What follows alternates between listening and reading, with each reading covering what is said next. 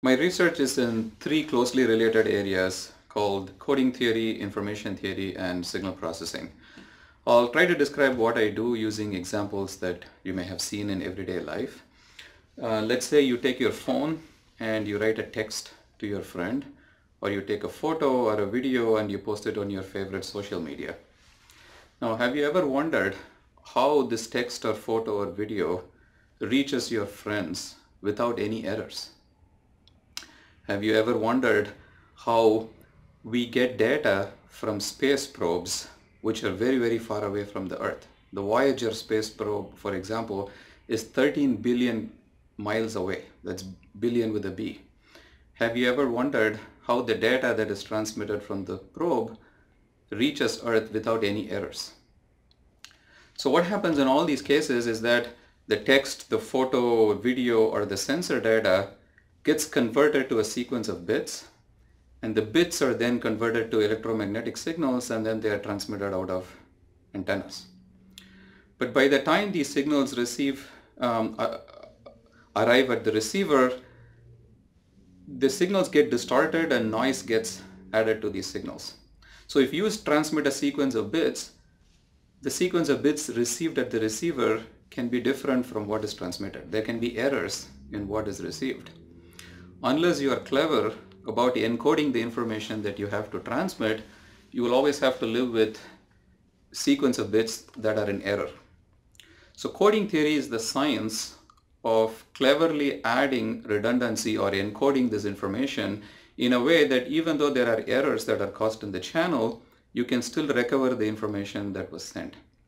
So my work is really in coding theory and a closely allied area called information theory, which tries to answer very fundamental questions in this in transmission of information.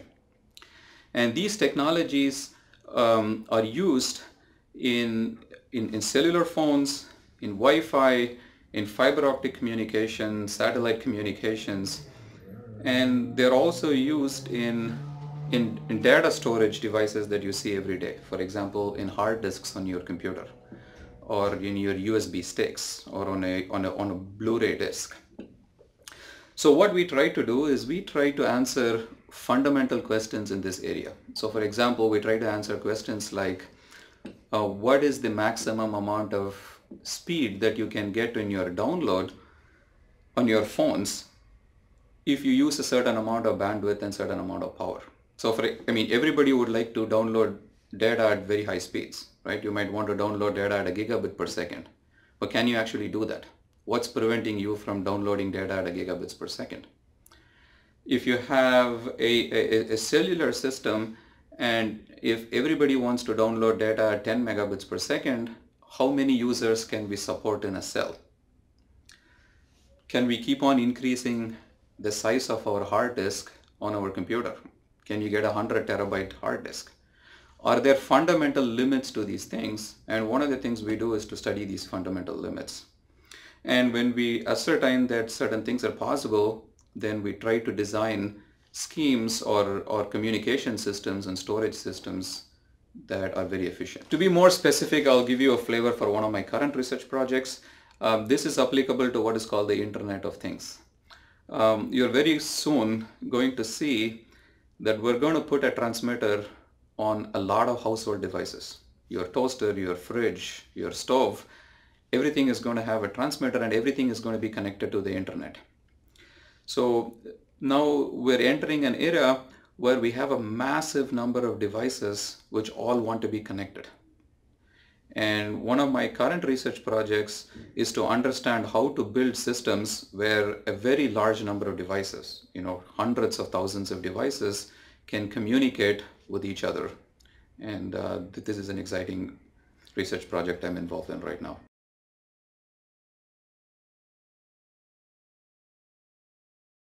I would like to create a technology that helps us build wireless networks where people can download data or upload data with extremely high speeds using extremely small amounts of power with extremely short delays. Of course, there are fundamental trade-offs in these things. You cannot simultaneously be very power efficient, have very high data rate, and have very low latency.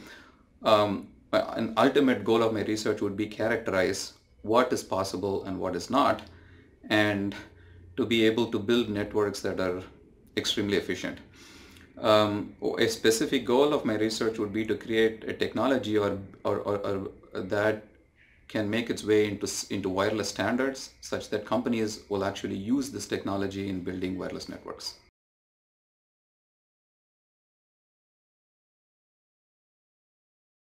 Most importantly, I try to instill critical thinking skills in my students.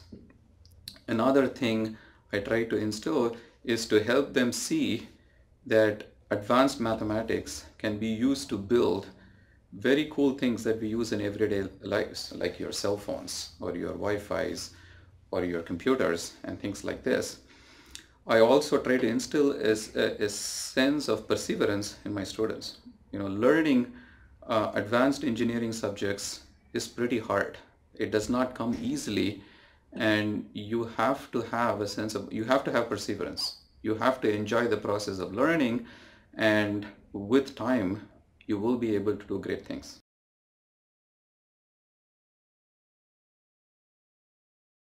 I could go on and on about this, but in a nutshell, I'm a believer in personalization of education.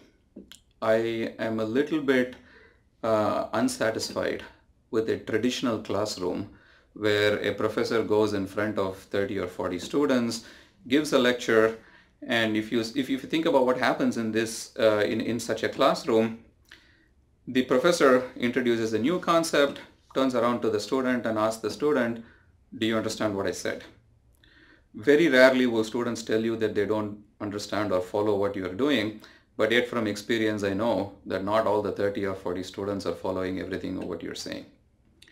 And if you really think about what the problem is the fact that students come from very different backgrounds, they have very different learning styles, they have very different prior preparations. And a traditional classroom is not a format where you can easily help all these different students learn at the same time. So I have been very excited by the use of technological tools to facilitate personalization of education. So for example, I am very interested in making short videos of my lectures, making them available to students ahead of time, and making them watch the videos ahead of time. So I would like them to take as much time as they want and think about the concepts when they are introduced to the students for the first time. Somebody may have forgotten a simple thing from their high school calculus. And if you're watching a video, you have the luxury of stopping the video, going to some reference material, looking up that simple calculus fact, and then coming back and watching the video and make sure that you understand things. I think in a traditional classroom, this is very hard to do something like this. So in general, I'm a big believer in personalization, and I'm very happy to take efforts to make sure that we can do something using technological tools to help people learn at their own pace. See, the other problem in a traditional classroom format is that the attention for most of the time is on the instructor. I would like to see classrooms where the students are the active participants and the attention is focused on the student most of the time. And so I like to make classrooms such that they are very interactive, where students are not merely taking notes in a passive way, but they are actually using they're doing something in class which keeps them actively engaged in the learning process.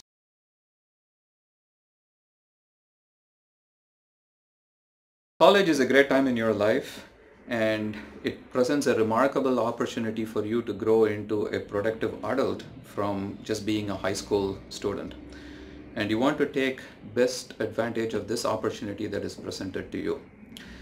And to be able to do that, you must take responsibility for your education. You must be actively involved in your educational learning process. You must seek out friends, you must seek out professors, go to their office hours, you must seek out experts and learn from all of them. You must realize that everybody has something to teach you, and you should look for the positive things that people around you can teach you. I think you should develop a genuine curiosity for things around you, and like I've said before, be perseverant.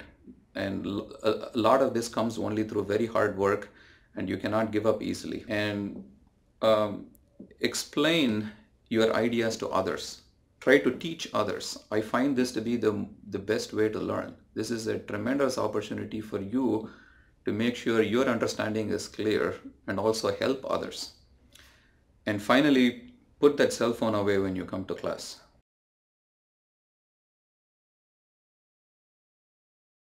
The thing I love most about Texas A&M is the social mobility that Texas A&M provides to its students. A lot of our students come from underprivileged backgrounds. A lot of our students are first-time college goers, and in the few years that they spend here, they pick up skills and they transform themselves into productive citizens who to go on to do great things in their lives. So this transformation that Texas A&M offers to its students is really remarkable. And for me, to be a part of this transformative process is a remarkable privilege, and I really cherish every moment of that.